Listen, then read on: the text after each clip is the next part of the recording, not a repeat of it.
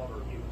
In fact, the only fraud that they found is Elon himself committing fraud because Biden gave him something like $400,000 subsidy, and they went back and backdated it and made it $400 million.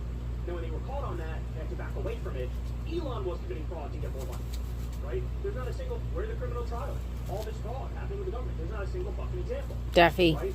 Now, where Steve Bannon is wrong is he's saying, well, why didn't Elon Musk? Be nice, Yoshi. $2 trillion? Well, Yoshi. you know damn well that is not fucking possible. They're tiny babies, okay? That's not immediately plunge this country into a Great Depression. Yoshi. If you try to cut $2 trillion from the government, they think of these things in such a silly way.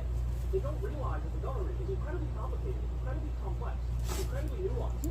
That all Yoshi. is going to a very specific area where Daffy. is the Pentagon, is the military industrial complex.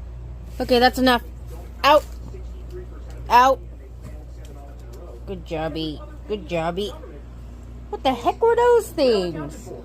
And is necessary. In fact, we have a relatively meager social safety net compared to other countries. Where the fuck